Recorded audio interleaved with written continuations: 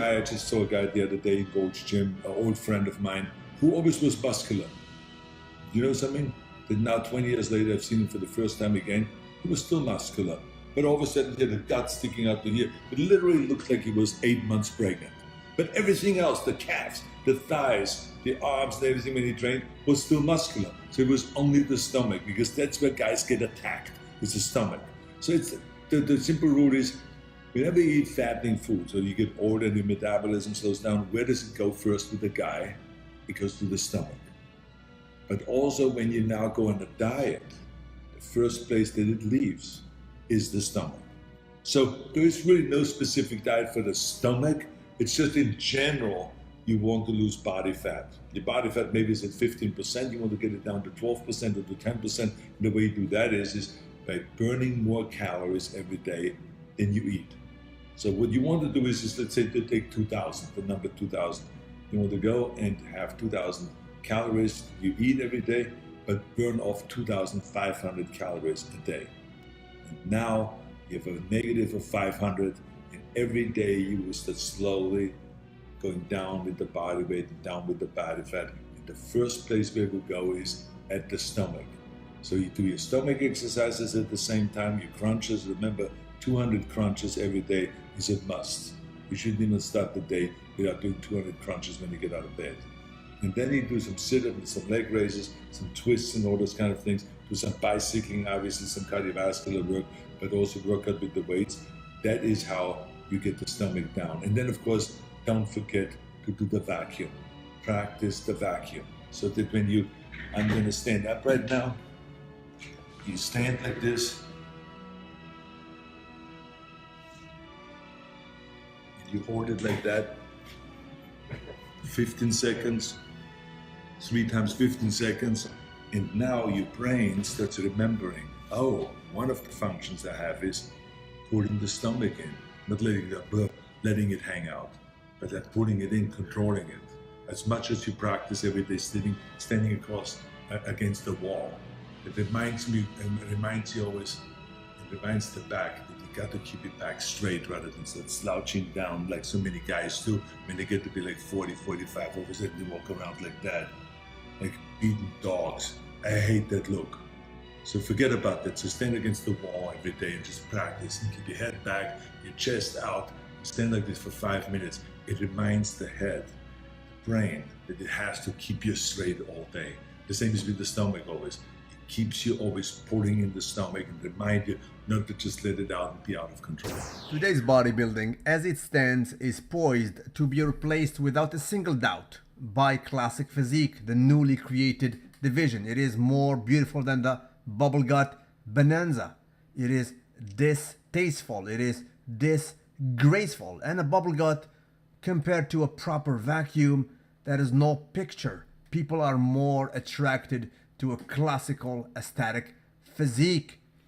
During the last 2 decades, it became a mess. They let it roam shamelessly at any level. The consumption of crazy stuff made it look like a big fauna, dinosaurs of old. Is this real life? They're like proud of it.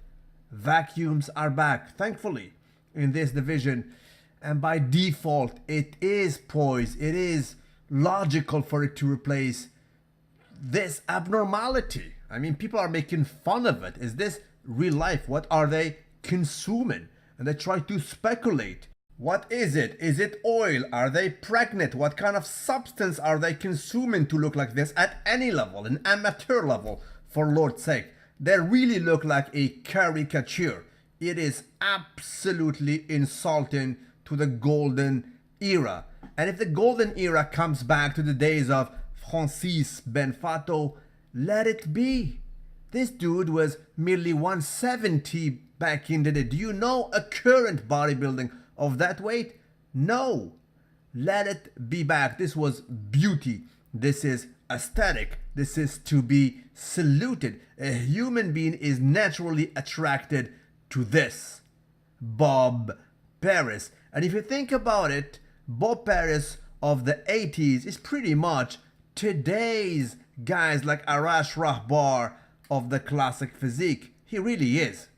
So there you have it. Call it a big bang. Call it a supernova explosion of the bubble guts. Personally, I will not cry about it. They have to pay for it. I mean, these guys became too humongous and they crumbled maybe under their own weight. I think that the sport of bodybuilding is at a crossroads. I think that the sport of bodybuilding could go through the roof and become part of the Olympics, become an Olympic sport, and accepted by the general public in a huge way, and be on television and be on everything. Or it regresses back again to become a subculture where it's only for a limited amount of characters, like it was in the 40s, 50s, and 60s. And I think we worked very hard to get it out of that in the 70s. And we were successful in convincing people that this is a beautiful body. But now, just as people got used to buying in that this is a beautiful body, the bodybuilders and the professional sport of bodybuilding has gone that next step, where all of a sudden the body does not look as acceptable, simply because it's too big, it's too enormous, and it doesn't have any talent behind it. So therefore, when you look at the stage of a bodybuilding competition or of a woman's competition, you see performances that will make you just say, oh my God, how did they do that? Flips and splits and posing and dynamics and great looks and choreographed things that is so entertaining that you can easily sell on television. But when you have guys come out one after the next to just go, they barely can get their breath together, and then they hit the shot, and then the stomach hangs out, and the neck is 23 inches, and the calves are 18. The proportion is gone. In the old days, you always had to bring something else to the table in order to be a champion. And so I think that if it continues this way, we will have more and more people shy away from that and say, I don't want to look like that. And the more we go the other way and find a way where it is the sweet spot, you know, in tennis there's the sweet spot, in golf there's the sweet spot, we have to find our sweet spot.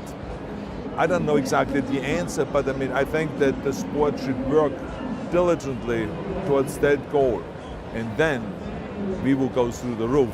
It will be unstoppable. We will continue the growth that we have experienced, and I think that we will continue, you know, the selling of magazines and the food supplements and all of the stuff that is becoming now so popular and is becoming so huge. So I hope that we find that sweet spot, because bodybuilding is just such an extraordinary activity, such an extraordinary sport, so healthy, so good, that we can really have a great impact on fighting obesity and continuing with our fitness crusade.